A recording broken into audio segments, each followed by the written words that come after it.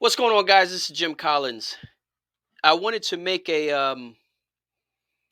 actually wanted to make a short video to talk about something that I've been getting a lot of messages about.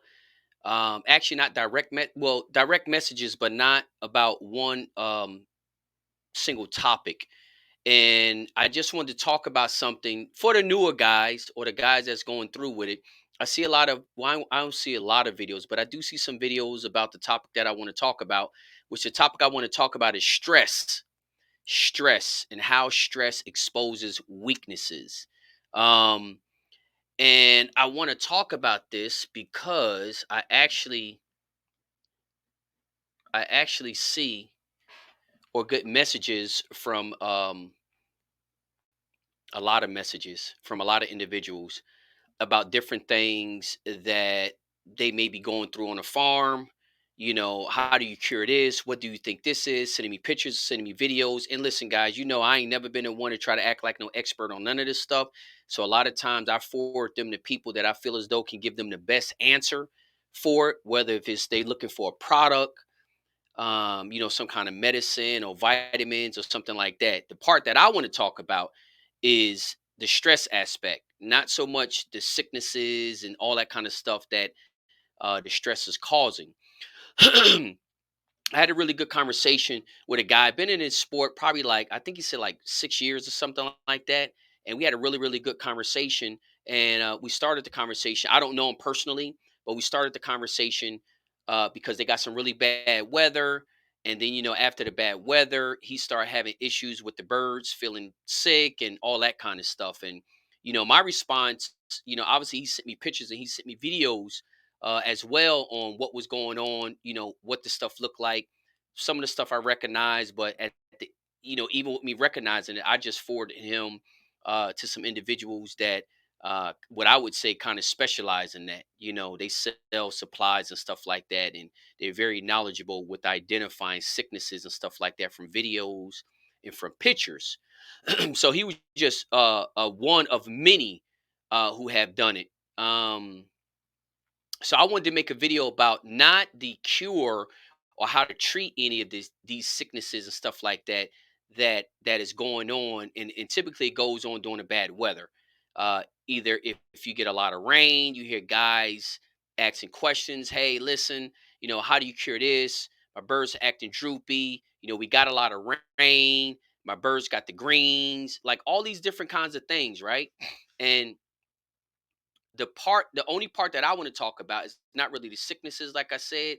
It's about the stress because what I learned like early on coming into the sport, that stress, um the same concept that stress applies to other things outside of chickens, it applies in chickens as well. I don't care if it's machinery, jobs, human beings, mechanics, whatever it is, stress exposes weaknesses. So my conversation with him after I forwarded him to individuals that like I said, that I feel as though can address it. Um, More is this is what our conversation was about. What's up, everybody? I see people checking in from Mexico. And guys, I'm actually live streaming this to Instagram and Facebook all at the same time. And I'll post it up on YouTube after we done. And like I say, don't be shy on chiming in, adding your comments. But what's up, Hawaii? Hawaii's always checking in. What's up? Shut them down. Um, so guys, the thing I wanted to cover, and I think is overlooked, and it's probably never talked about, is stress, right? And the reason why I say stress is because stress come in many different forms, and a lot of the people are experiencing stress through weather. But stress can come in many forms: moving birds around too much, having them in uncomfortable, places like too small of pens, overcrowding, too much heat, too much cold, too much rain. I mean, stress comes in a whole bunch of, feed not good, not enough water. Stress come in many, many different forms. But what I realize is stress exposes weaknesses. Now, I'm not saying that uh, your program is not solid because you had a few chickens get sick. I'm not saying that at all. But what I'm saying is in my opinion, when you have multiple birds on a yard that get sick, you can chalk it up as, oh, it just happens. That just happens in the chickens, or you can chalk it up and say, hey, what am I missing anything? What am I missing? Why did these, like, if all the birds didn't get sick on a whole yard, I personally would say, okay, so why did these birds get sick? And it could be different reasons. Like, it could be they're young, so they don't have an immune system and not as strong as older birds. You know, um, this is the first time they experience really harsh cold. You know, so it could be a numerous different things that causes the stress. But what I'm saying is every time you have a situation like that, it to me it gives you an opportunity to reevaluate your program and see if it's anything that you're lacking on that could have prevented it. I am not saying for 1 second that you can stop all sicknesses on your yard. I'm not saying that at all. I'm also not saying just because you got sick birds, you get some sick birds on the yard, your program is not tight and right. I'm not saying that as well.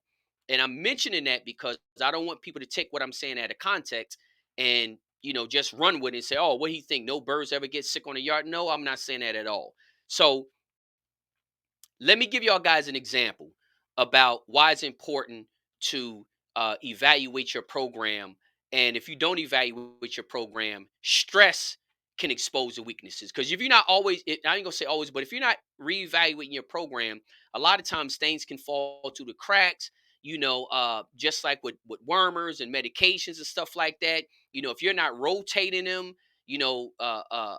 different types of parasites build immunity to them, and maybe sometimes you just got to go with a higher dose or a different medication or a different vitamin or whatever the case is. Um, and I'm saying that because I'll give y'all guys a prime example. We all know, and we have seen it multiple times all over social media, when an area get a lot of rain, then you start having birds. You'll see all these posts. Oh, what is this? My birds got the greens. What should I give them? Who can I get it from? Who sells it? All this kind of stuff, right? All those different types of things. And again, it goes back to the education pieces. It's always better to know something before you need it than to have to learn it after you need it. And that happened to me. I learned something and it was too late. By the time I learned it, the rooster was already dead. So if I'd have known it prior to, my rooster may have been alive. Well, at least he would have had a greater chance. But let's just take the greens, for example, right? Rain comes down, get a harsh rain, and guys say, oh, my birds got the greens because it rained for 5 days in a row. Not all the birds got the greens. Only some of the birds got the greens. So my question to you is, do you ever think about why only some of them got it and not all of them got it? You know what I mean? Now, greens are very common. Greens are very common. But let me tell you about some of the things that I have learned from talking with different breeders, going to different farms, and just through their experience. Not saying that they was experienced at the time that I was there, but going through their experience. That a lot of times, this is just a few of the reasons why sometimes birds get the greens. We all know, and maybe some of the people who's doing it don't know, that a lot of times, in many cases, we overfeed our birds. We overfeed our birds. I know I was definitely guilty of that. I didn't know that I was overfeeding my birds. They looked good, they felt good, but when I took them to my training, he's like, "This bird is fat. This bird is fat. This bird is fat." I'm like, "Man, how's all these birds fat, man? Like I'm feeding it. I'm feeding them, just 2 ounces. Because Puerto Rican Spanish birds are smaller. I'm feeding 2 ounces. They should be good." But you got to take in consideration 2 ounces. Then you got to look at the size of cages that they were in. And, 2 ounces was just a little bit too much for the size cages that they were in. Pins. Okay. So, um, but with a lot of heavy rain, you know, a lot of times when you overfeed these birds, there's leftover kernels of feed that you may not see because dirt may have been kicked over top of it or whatever the case is. Because we all know you feed the bird on the ground, they get the scratching and stuff like that, may not get up all the kernels, right? So if you're overfeeding your birds, there is going to be some leftover feed on the ground. And the leftover feed that may get exposed to that bad weather that's coming through is probably just feed from yesterday, right? But I don't know if people understand mold can grow within 3 hours. Mold can grow within 3 hours. With the right humidity and the right temperature, mold can grow within 3 hours. So you could throw some feed out there, and if it pour down raining, by that evening time, that feed is already molded. And then just imagine the bird wakes up the next morning and he eats it before you get out there to feed them because they're hungry, right? That is probably one of the number one things that causes the greens. Now, again, I'm not just trying to make this video about different diseases, but I'm saying stress can expose the weaknesses in your program. Now, the stress of all of that rain back to back to back to back to back, and now if you feeding off the ground, you still throwing feed on the ground, even though the ground is saturated wet. Just something to keep in mind. That mold is going to stress those birds immediately. The ones that it gets sick is the ones with a lesser tolerance than the ones. Now, can birds eat a little mold? Yes, they can. And people say, "Oh no, birds can't eat no mold." That's a lie. They can't eat some mold. They have a tolerance for a certain level of mold. I'm not saying they can eat a lot of it, but one little dust of it is not going to give them the greens and not going to kill them. But enough of it will definitely kill them because that's exactly what happened to my bird. He got killed because the feed was molded, and I didn't realize it. So what I'm saying is the stress of that weather, coupled with that mold, gave some of those birds the greens, right? So again, stress, because if that rain didn't come down like it did so hard or abnormally hard than what you used to, you wouldn't have had that issue. But since the rain did come down like that, that caused a stressful situation. And the ones that got the greens was the one with the lower tolerance, right? So he understood that when I was explaining it to him. But that not only applied with just rain, that applied with snow, that can apply with a whole bunch of different things. Not only that, you put a bird in a keep. You can have a bird that's really healthy. Put him in a keep, he gets sick. Take him out the keep. Let him rest up. Everything looking good. Put him back in the keep, he gets sick. I know this because it happened to me on more than one occasion. Until the third time, I was like, we're not using him anymore because I'm not gonna keep paying the trainer 3 times to condition a bird, and he ain't never gonna finish out the keep. So by the third time, I was like, dude, done. Just get rid of him. I don't want him. Because again, every time we put him under the stress of a keep, he got sick. So what I'm saying is don't let a stressful situation force you to reevaluate your program. I know the community has an obsession with pointing, and it seems like that's all they want to learn about is pointing. But your program should be balanced, just like nature. Nature is balance. So you want to balance your program to make sure you put an emphasis and attention on every part of your program, not just one part of your program at all. And if you don't put attention on all parts of your program, you'll realize that when the birds come under stress, they're going to get sick. They're going to get sick. So you need to create an environment that minimizes the stress on these birds. And all of the old timers know this. You wants to minimize the stress on a bird when you're handling them, when you put them in a keep. If you just got them on a yard, you want to minimize the stress, right?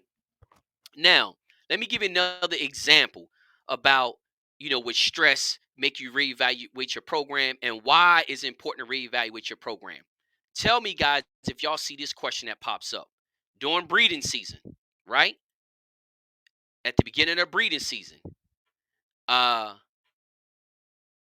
that's right, Middle and Georgia, you right, man.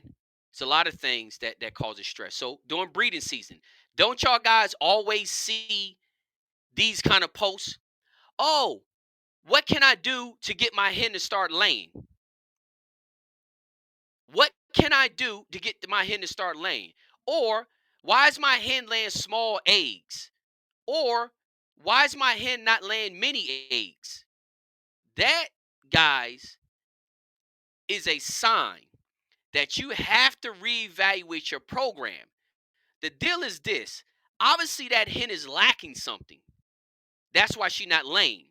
But you didn't realize she was lacking anything until breeding season. If breeding season wasn't there and you wasn't expecting her to start laying, you wouldn't even realize that hen was lacking something, right?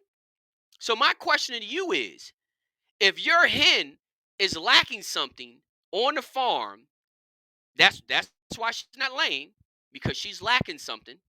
How many other birds on your farm is lacking something and you just don't even know? Because you didn't know that hen was lacking something. You didn't know that until you was expecting her to lay and she wasn't laying, right? So again, reevaluating your program. The stress of you wanting her to lay forced you, well, hopefully it forced you to reevaluate your program. But in many cases, guys are not, the answers that they're getting is not fixing a problem. They're not fixing what created the problem. They're like, oh, give her this, give her that, give her this, give her that, give her this, give her that, and that should get her to start laying. Well, that's not fixing a problem. That's my whole point. Nobody's telling them they need to reevaluate their program. And then the individual who's asking a question is not saying, what didn't I do correctly that caused this hen to not lay when she's supposed to be laying? Now, people say, oh, you can put lights in this. I know old timers, successful active breeders that don't use lights. And they don't have no problem. I know one right now that got had 2,000 on the ground. So it ain't like he say, I do it all natural. I don't use lights. How many you got on the ground? 2,000. So when I had the conversation with him, I'm like, see, that's exactly what I'm talking about. So back to, like I was saying, stress. Uh, Stress is something that we really need to talk about, and I think this is a great opportunity for each one teach one. There's a lot of stuff that breeders know that they can share, because again, I think the hen in a lane is a great example. I think, the greens after hard rains, a great example. Harsh weather. How do your birds act in harsh weather? Great example. Harsh weather is a big stressor, whether it's snow, straight cold, extreme heat, or a lot of rain. Those four things are all stress indicators. So pay attention when you're going through those type of situations. Start paying attention to how your birds are acting. Breeding season come. Pay attention to your hens. How are they laying? You know what I mean? But at the end of the day, all of it goes back to your program. Your program. So your program should be set up to minimize the stress on your birds, your cocks and your hens and your stags and your pullets and your chicks, everybody. But then again, like I say, just look at the questions that people ask and look at the answers that they're giving. They're asking a question. My hen is not laying. What can I do to get her to lay? I ain't never heard nobody say, you know, why is my hen not laying? And now I just realize it now, right? Like, what is my yard lacking? But the biggest question is, what other birds are lacking on your farm that you don't know about? And I say that because obviously you didn't know your hen was lacking something until it was time for her to start laying. So what other bird what else is lacking on your farm? If that hen is lacking something, you think somebody else on that farm ain't lacking? So maybe again, maybe that is an opportunity for you to reflect on your program and say, you know what? I can't feed all these hens the same. This hen right here might need a little bit more of this, a little bit more of that, or a little less of this. I don't know. It's your farm, it's your chickens, it's your time, it's your money. This is something that I would do. This is a question that I would ask. I got one hen out of five that's not laying. What's going on with her? When I get her two lane, then I say, okay, I need to change her diet. I might can feed the other four exactly our way I've been feeding them. But this hen right here may need to be fed something else. I might need to add a little something to her feed because last breeding season, she had an issue with laying. She started laying late, or she didn't lay at all, or she didn't lay as many, whatever the case is. And I'm using a hen as an example because, again, I think is an example that so many of us have either seen, heard, or experienced. So that's the reason why I'm using that example. Um, Also, I'm using the example of the hen. I mean, of the greens, because again, I think all of us have seen, heard, or experienced having roosters or having birds in general with the greens.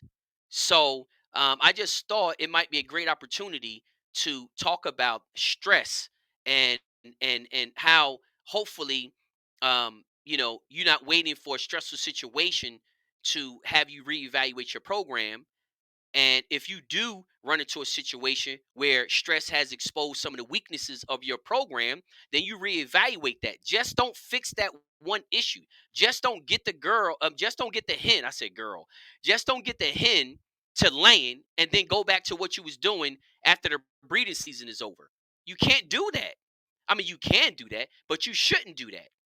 You should truly reevaluate why that hen didn't lay. If you got birds with the greens, you should really evaluate why did those birds get the greens. And not all of the birds from the yards got the greens. Is the ones who got the greens in more puttier areas where they're on tie cords, or are their pens holding more water, or are they getting less sun so they pens stay more damp? You know what I mean? It could be a host of different reasons. But all I'm saying is just take that opportunity. I would, like I said, just take that opportunity to reevaluate your program, because stress exposes weaknesses, and sometimes it exposes it at the wrong time. You know what I mean? Like stress of us putting that bird in a keep exposed that he just wasn't right. He just was not right. And so, I just think that's just something to think about. Um, and there's some great comments that's coming in, guys. I'm sorry I haven't read them, but guys, let me just scroll through some of these comments because there's some great comments coming in. And like I say, guys, chime in. Post your opinion. Tell me what you think.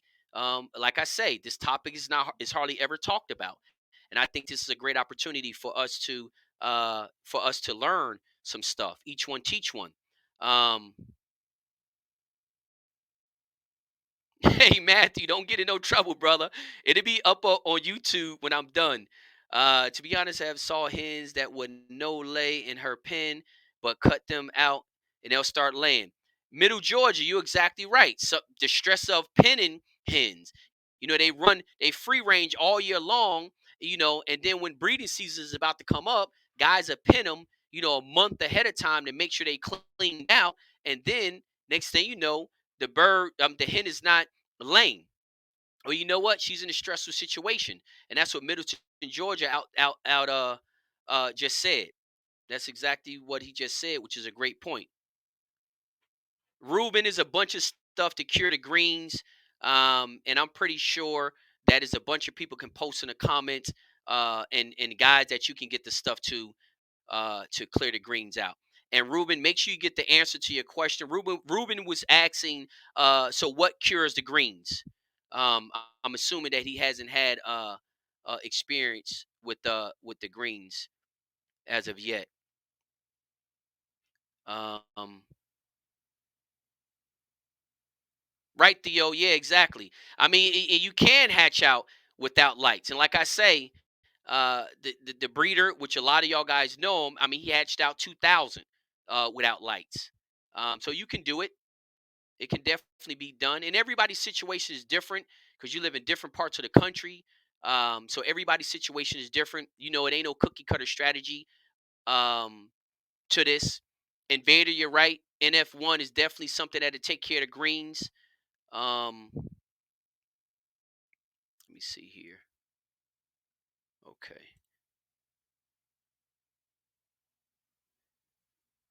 All right. Ruben, I can't post to the comments, but yeah. So Justin just uh post in there, Ruben, or what you can use for the greens. NF1 is something you can definitely use. I think that's an excellent product. I'm pretty sure there's a ton of people in the states that sell those products. You can get that stuff from them, but it's more than one way to do it. Um, Joe Morris saying Epsom salt flushes it out. So again, like I said, it's many, many different ways. Right, Theo. We was having a conversation. Theo said, well, like a conversation. I posted in his comment box, and he had a hen that laid some eggs unexpectedly that he wasn't planning. I told him to get rid of them. He said, no, he gonna keep them. I hear that ain't nothing wrong with it because, like I say, guys, it's your time, it's your money, and it's your chickens. Copper sulfate came in also as another way to cure the greens. Like I said, it's multiple ways, there's multiple products out there, but it's best to learn and actually get those products on hand before you get the greens. That's what I will say. That's another thing that's extremely important to have at least a basic um, medications on hand. If you got chickens on your yard, it's some basic medications that you need to have in your cabinet if you have chickens. And if anybody want to know what they are, Ruben, you can go on over to the Journey to the Pit YouTube channel and look under watch Rick Hurst interview. And Rick Hurst interview cover all of those things about pretty much every sickness that you think about. Rick Hurst covers it. So you can go over to the Journey to the Pit YouTube channel and watch the Rick Hurst interview. And that'll give you all the, I ain't gonna say that to give you the only information, but that at least give you information and product names for every type of pretty much every type of disease that you will probably encounter on a small, medium, or large farm. Yep. So yeah, we got some comments coming in about different things to do. But Jesse, you're right. Too small of a breeding pen will stress roosters and the hen. Like I say, guys, stress exposes weaknesses. It is so many different things that can stress your bird out. But then when they do stress them out, you got to evaluate and say, okay, what stressed them out and what do I need to change? I see some guys, oh, if it ain't broke, don't fix it, put stuff together and leave it like that forever without reevaluating it. And I say, hey, don't wait till they get sick. Just take a look at it. You know what I mean? Pay attention. Are you feeding your birds too much? Are they cleaning up everything? How long is it taking them to clean up everything? Because sometimes you know when it's going to rain, sometimes you don't. But if you create a routine and you have a habit and you run it through the routine and boom, boom, boom, you go out there and feed, feed, feed, feed, feed, and next thing you know, you got some heavy rain coming in that you're really not paying attention to. Bang! Now all of a sudden we got 1, 2, 3 days of rain or some really hard rain. Like I say, it does not take mold long to grow. Mold can grow within 3 hours. So depending on it, with the right temperature, the right relative humidity in the air, mold can grow really, really quick. So like I say, just definitely yeah, just definitely keep that in mind. And guys, like I said, I got a lot of comments coming in from Facebook and from Instagram, but I wanted to record this on both platforms because there's no way for me to get it on Instagram, and there's no way for me to get it off of Instagram. Um, yes, Robert says is different types of stress, good stress and bad stress, and that's exactly right. I mean, when you put a bird through a keep, that's stress, but as long as you're giving her the proper nutrition and a proper rest, that's good stress because he's getting stronger, he's getting better. Um, but it is bad stress as well. So, uh, yeah, like I said, there's a lot of comments coming in, guys. Keep the comments coming in. Um, but what do y'all guys think? I mean, is that something, what do you do? Do you ever think, be honest now, do you ever think about why some of your birds in your yard get the greens and the other ones don't? Is that something that crossed your mind, or it doesn't even cross your mind why some get the greens and some don't? Be honest. And then if your birds do get the greens, do you make adjustments or do you just treat the greens and keep it moving? Be honest, because some of y'all just treat the greens and keep it moving. Just like some of y'all just do what y'all need to do to get the hen laying, and after the hen start laying and hatch, y'all go back to what y'all was doing. Like y'all didn't make no adjustments. I know that's what some of y'all guys do. I'm just saying if y'all are doing that, it may be something you need to look at. And a hen not laying may be painting a bigger picture than what you're really paying attention to. Because a hen not laying, obviously she's lacking something, but it should make you think, well, is any of my other birds on the yard lacking the same thing? And just because they not a hen, you might not be paying attention to. So when hens are not laying, you really need to be looking at your feed. You need to be looking at the stress level. Did you change her environment? Is she not laying because of stress? Is she not laying because she's wormy? Is she not laying because she's not healthy? What the case is, because a bird can have like a half decent body and still be a little sick, not like healthy enough, what I mean, to be breeding. And I think guys think that as long as he's walking around and crowing, that he's good enough to be bred. You know what I mean? And in many cases, it's not. So yes, Callie, you're exactly right. The sun plays a huge, huge role. The sun plays a huge role. What's up, brothers? Romario, what's going on? Um,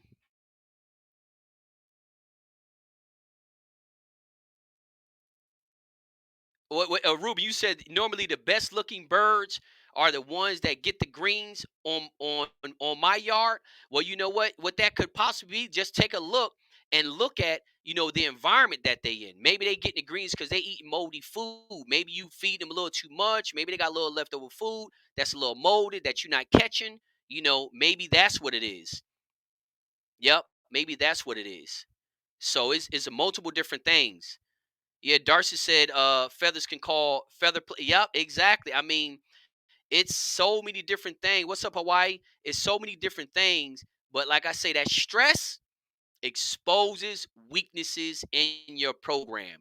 So when those weaknesses become exposed, just don't look at the situation. Reevaluate your program. If your hens are not laying when they supposed to, you need to reevaluate the program.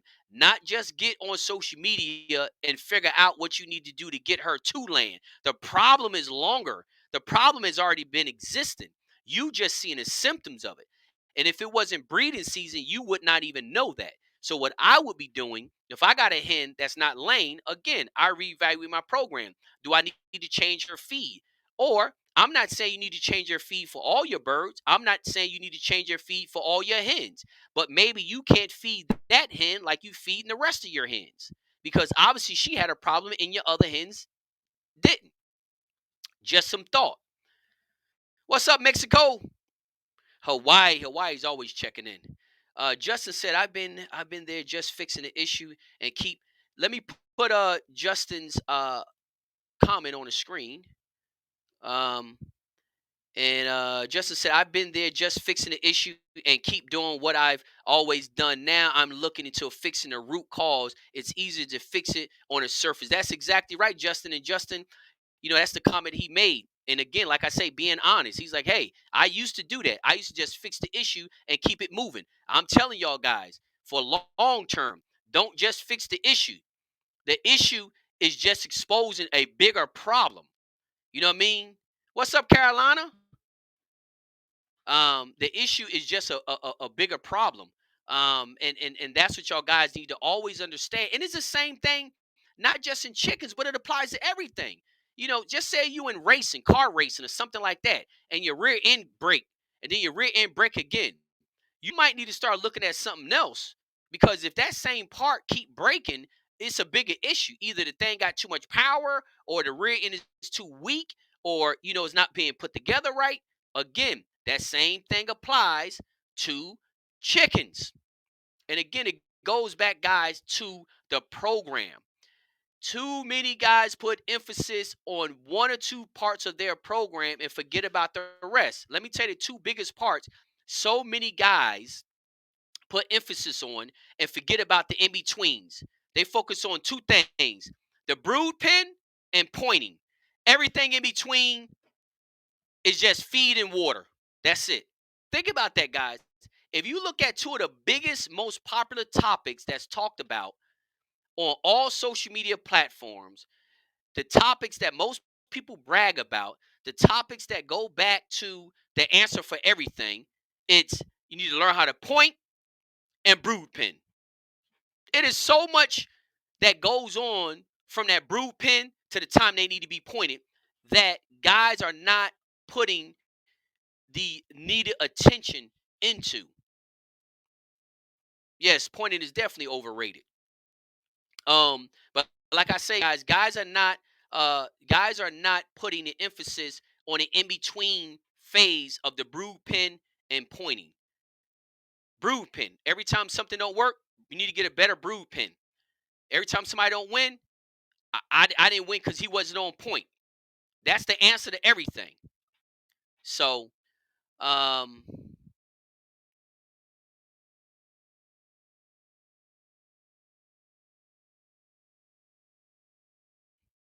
okay, Juan said on Instagram, he said, question, my bag of feed got a little moldy from the bottom, decided to take away the mold and keep the good feed. Should I have still fed that or should I have gotten rid? I would have said got rid of the whole bag.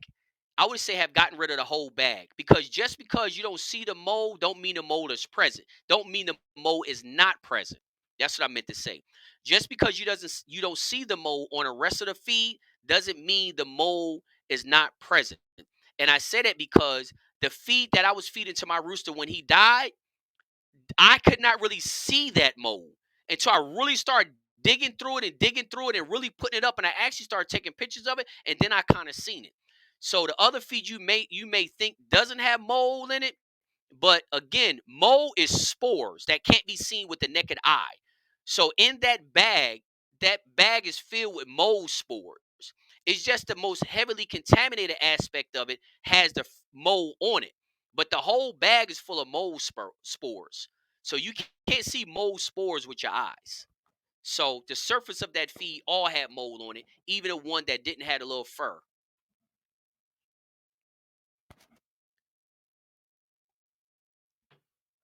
So um but we get some great comments coming in. And like I say, guys, it's just something that I wanted to talk about. Um, I just something that I wanted to talk about. And we having some great comments coming in from Instagram and from Facebook. And keep the comments coming, guys. Talk about different solutions about the stress because people are reading your comments. Talk about different solutions with the stress, guys. Post in the comments some of the stressful situations that you have had on your farm that you had to correct. Because again, this gives us an opportunity for each one teach one, and guys can learn from the stuff that's in the comment section because we can all learn and teach each other. What's up, Alex? From the Big Island of Hawaii. We got Mexico in the house and guys from all over the states. We know that. Kentucky, the Carolinas, North and South, Ohio, Alabama. Y'all guys are all over.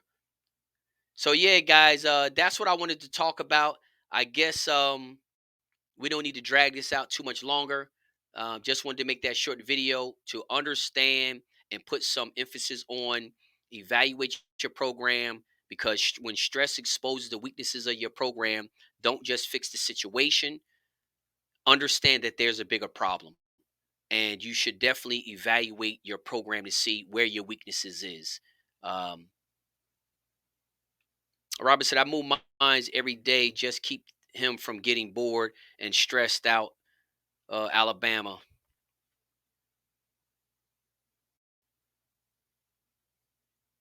All right. Yeah. I mean, everybody can't move, which you all know. Everybody can't uh, move their birds all the time. But the ones that can, I definitely recommend it if you can. But if you can't, you understand that too. And vast majority of people can't really move their birds too often. But when you can, that's why it's important to make sure that their surroundings is as clean as possible and don't have a lot of debris and stuff like that in it. Uh, another thing too. And again, this might be just a psychological thing. It might have an impact. It may not have an impact. It's something that I have done.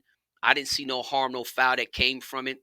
But I have thrown hens that I plan on breeding with a certain rooster. I have put those hens in there just to see how they act. because the worst thing, I ain't gonna say the worst thing, but something that can happen is you pick out this breed and say, I'm gonna breed that hen to that rooster right there. That's a really good rooster. He's a very good producer. This, and that, and I'm gonna breed him to that hen. You might put that hen in there with that rooster, and they might just not click. That rooster might stress that hen out so bad that might be another reason she not laying.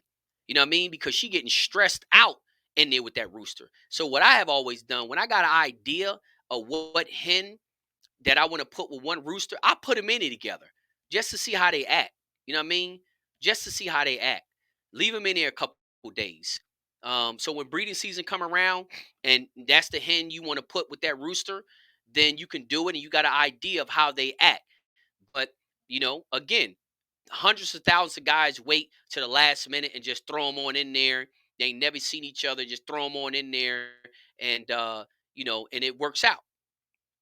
But like I say, it's gonna come that time when you really looking forward to that breeding, and you throw him in there, and it don't work out. Yeah, he might not be beating her, but he might have her under so much stress that she may stop laying. Because it has happened to me. It has happened to me. Um, and what I had to do is just only put first. Just two things I had to do because I had my hens in cages as well. I had to stop taking a hen and throwing her in there with the rooster. What I end up doing is taking a rooster and throwing it in there with the hen. But once he mount her, I would take her out because I did it two ways. I took the hen out of her environment and put her in a rooster's environment, and that this particular hen and this particular rooster that didn't really work out too tough. So the next time I did it is I left a hen in her cage, and I took the rooster and I threw the rooster inside the cage with the hen. And again, I left the hen in there with the rooster, and that's just stressed her out too much. But when I put the rooster in her pen, she was a lot more comfortable. So that's just again something to think about. You may not have to do it, but hey, it's just something to try. If you ever run into that situation, just think about that. But yeah, so that's pretty much it, guys. It ain't no more comments coming in, so we're gonna chime out. I just wanted to drop that on y'all guys today. Hopefully, it made some sense. I see a lot of comments came in, which is great. Guys, take the time to read through the comments. It might be something that you can learn. And for the ones that's not able to watch it, just know that I'm going to post this up to YouTube on the Journey to the Pit channel. Um,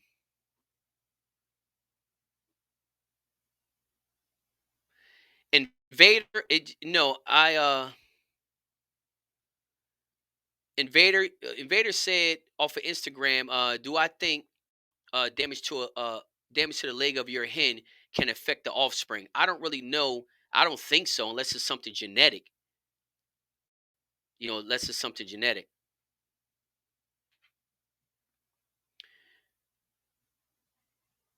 Okay, so Dirt Road Game Farm as asking how long before you put your hen back in with the rooster. After after the rooster tops him, I take the rooster out. So I throw the rooster in there. Once he tops the hen, I just take him out of there, and that's it. Because ain't nothing else for him to do either. He don't need to top her 3, 4, 5 times. He don't need to do all that. Drop him in there, let him top her, take him out, and put him back back in his own pen. And if guys are saying, "Oh no, he needs to stay in there all day," that's not true. And let me explain to you why. Artificial insemination is extremely effective. Like artificial insemination has the highest percentage of fertility. Artificial insemination. So you not artificially inseminating your hen 3, 4 times a day. You know what I mean? You're not artificially inseminating your hen 3 or 4 times a day. So he don't need to be in it all day. He don't need to top your rooster.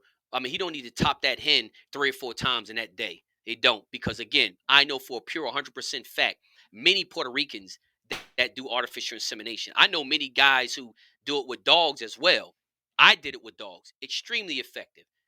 So you artificially inseminate them with dogs is every 3 days. I don't think you don't need to leave them in there. But you can if they all in there, they all working out. You got the facilities, you got the space. There's no ruckus. Nobody's getting stressed out. Do what works for you. Everybody's situation is different. Everybody's situation is different. Yep. Yep. Um, Appreciate that, brother. Theo, like that camo, that Journey to the Pit camo. Guys, I got some new products, man, posted up to the website, jttp362.com. Dirt Road, I don't understand what you asked me. Said how many? Oh. I do it like every 2 days. I do it like every 2 days. Because, like I say, I don't, again, and I think, and I'm not 100% correct on this, but Dr. Fabio interview, he talked about it. Um, but yeah, every 2 days. Yep, I put them in there. That might be not necessary. That might be good enough, but every 2 days, and it depends. It's been times I only put them in there every 3 days, and I have had pretty good success with it because I think based on the science, I think you can breed them every 3 days and you'll be good to go based on the science aspect of it.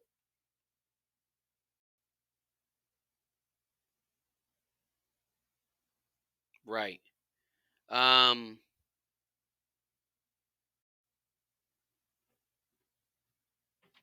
what's up, Abel? What's up, brother? We got Abel checking in on Facebook. Yeah, guys. So that's what it is, man. I think we had some. The great thing is we had a lot of interaction, and which I think is great. A lot of guys are sharing a lot of their own personal experiences and stuff that they did, um, and stuff that they did to deal with stress on their farm, different types of situations. And guys, it goes with the same thing with chicks. You got to create an environment to minimize their stress. We already know, chicks, feather picking, eating the rear ends out of other chicks, piling up on top of each other and smothering each other because it's too cold. Chicks getting pasty butt because it's too hot in the brooder. I mean, it's a whole. All that stuff is stress. All that stuff is stress. Getting pasty butt, exposed. That's a weakness in your program. It's a little too hot in there. What's the weakness of your program? You keeping your brooder too hot. You know what I mean? If you got chicks piling up in a corner, and suffocating some of the chicks, that's a weakness in your program. You need to get your heat more evenly throughout that brooder. You know what I mean? Again, what's the weakness? Don't have enough even heat. They piling up in a corner. So again, when you see these type of things, don't overlook them. Don't overlook them, and don't just fix the problem and then just go right back to the same old thing. If you got chicks piling up in a corner in your brooders and it's killing some of the chicks, okay, you go in there, you take some out where it's less chicks and stuff like that. That could be a fix. That could be a fix. But maybe you need to change the bulb. Maybe you need more than one bulb. Maybe you need to spread the bulbs out. All I'm saying is reevaluate your program and see where's my weakness in this program that caused this problem. Because a lot of times we're just focused on fixing the problem, but that's just the symptom that we're seeing. The problem is actually what created it. The problem is actually what created it.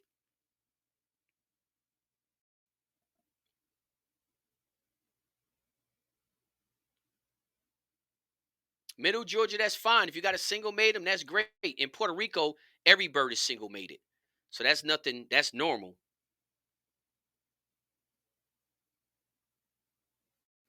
Abel, I don't know how many. This is another thing, too, guys, as far as with stress. And this is something that a good friend of mine in Kentucky talked about. Um, you guys, you got to understand, every rooster cannot top an endless amount of hens. You have to find out how many hens that rooster can top and produce fertile eggs. Because you can throw 10 hens in there if you want. That don't really mean he gonna maximize your productivity because he gets stressed out as well. So something that you need to be paying attention to is how many eggs can this rooster fertilize with how many hens? Can this rooster handle two hens, four hens, six hens, 10 hens? All roosters are not the same. Every rooster cannot top six hens. I mean, he can top them, but I'm saying as far as fertility, every rooster's not the same. And that's something that as with us in Puerto Rico, we don't really deal with too tough because we don't. There's no herd breeding in Puerto Rico. Everything is single mated. But even with single mate, we taking favorite roosters out and putting them in one pen, another pen, another pen, another pen, and then you definitely then you definitely see exactly how many hens that rooster can top and produce fertility. Because like I say, he can top them all day long, but that don't mean he gonna be fertilizing all those eggs. Yep,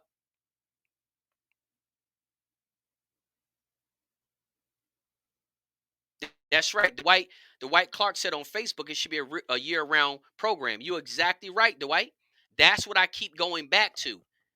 That's what I keep going back to. Guys only focus on. Now I ain't gonna say only.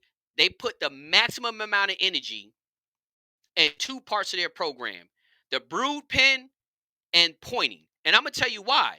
Because the prior generation, that was the answer for everything.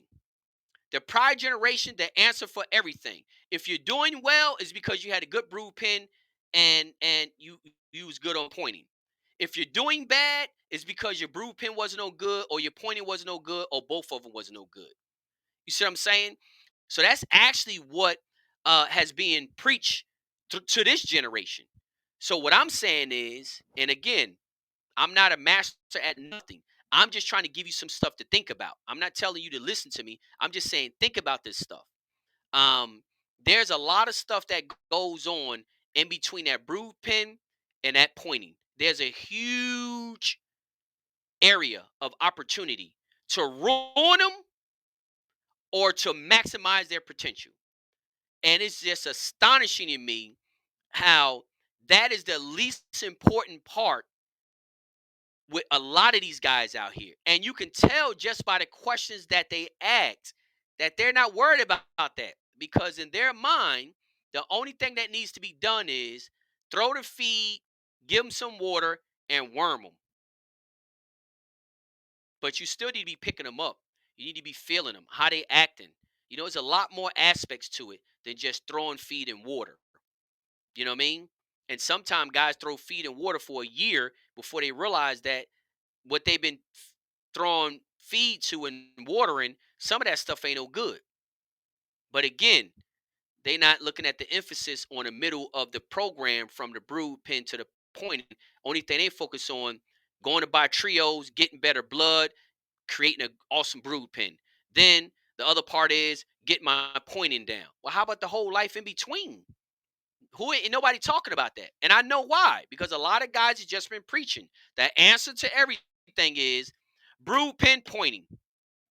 The answer to every sickness is cold. And I know this because that's what was being told to me. That's what was being told to me. Every time a bird had a little mucus coming from his nose, cold. I don't run a hospital. Cold. I don't run a hospital. Call it. Call it. Call it. Hey, it's your birds. It's your money. It's your time. If you want to call everything just because they got a snotty nose, that's your business. I don't even have an opinion about it. I personally I am not going to call everything as soon as I just get one little snotty nose. I'm not going to call it. But many guys, and they're not young guys, I don't run a hospital.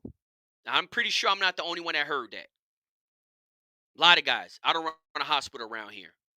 You know what I mean? Any kind of sickness, anything, snotty nose, any cold, cold, cold. I'm not saying that's good or bad or whatever. I don't have an opinion about it. Do what works for you. But I just know that I don't call everything. And I believe that, even if you do get something sick, just for learning purposes, you should try to see if you can fix it, just so you can learn something. Because everybody's about call until it come to their favorite cock or their favorite hen.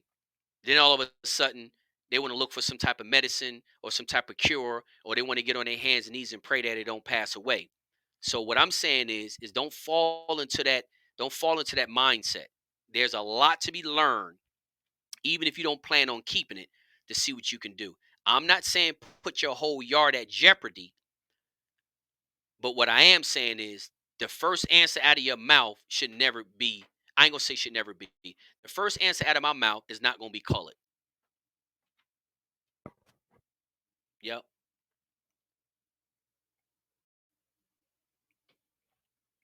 Wild Man Farms, you're exactly right, man. You just can't call everything. And imagine what, just imagine this. What could you ever learn about? First of all, anybody with chickens gonna have sick chickens on their yard. Anybody with chickens is gonna have sick chickens on their yard. And nobody can tell me that a chicken who has gotten sick one time has turned out to be straight trash. I don't believe that, not one single bit. And why? I'm talking from personal experience. I have had birds that have gotten sick and turn out to be awesome birds. Now, no, maybe the guy who's telling you that, maybe he didn't have that experience. But me, I have had it, and I personally know many people who have had it. Many people who have had it, and I personally know people who is big on a call, and had their favorite brood cock get sick, and all of a sudden they didn't call them. They just threw that concept straight out the window. So what I'm saying is, do what works for you, and you put your threshold on what you think should determine on what you call. Some stuff you just gonna have to call. We all know that. That is not even a conversation at all. What I'm talking about is you shouldn't go from one extreme to the other extreme. You shouldn't be running a hospital, and you shouldn't be calling everything for a snotty nose. That's what I'm saying. Don't go from don't You don't have to play the extremes. You can play the middle game. You can determine on what you can give a little antibiotics, something like that, like some vitamins, some probiotics, because a lot of times that gut health ain't right. Birds tend to get sick, and it ain't because of a whole bunch of other stuff. It's because that gut health is not right. Do you call something just because his gut health is not right? I personally wouldn't want to do that. I personally wouldn't want to do that. So, but some birds get sick because their gut health is not right. Get the gut health. That's a quick fix. That's a quick fix. I mean, if a bird has a bad gut, you think when he get 2 years old he gonna be trash because when he was 8 months old he had a bad gut? Come on, man. Some of this stuff is just bananas. But I see, I'm just saying we just should be very careful because the present generation has a huge opportunity to create and influence the next generation. And I think we should be very careful on the advice that we give, and try to promote them or encourage them to be very open minded and understand that what worked for me, even though I've been doing it for 65 years, may not work for you. Or what's working for me up in Oklahoma may not work for me, and may not work for you in Alabama. Even though I've been doing it for 50 years in Oklahoma, doesn't mean it's going to work for you in Alabama. If y'all guys don't believe that, that's a real case scenario. Watch the interviews. We have one of our special guests that talks about that. So the stuff that I'm telling y'all guys is just not stuff I'm reading off of Google. I'm telling you from real life experience. That's all I'm saying.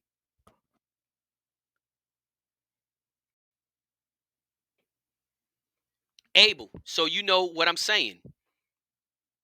You know what I'm saying. So Abel said that he had a stag that was doing bad, that got sick. He took care of him, got him back on his feet, and he turned out to be a good bird. You know what I mean? Is again, guys, it's just something to think about. Just something to think about. But guys, I think that's about it. I think we had a great conversation. We've been on here for about an hour. Please keep the comments coming. I'm gonna go in the comment section, try to reply to some stuff. I wanted to keep this under an hour so I can upload it. But yeah, so that's pretty much it, man. Hope y'all guys have a good evening. It was a pleasure hanging out with y'all as always, and a great opportunity for us to each one teach one. Y'all guys have a great evening. Good night.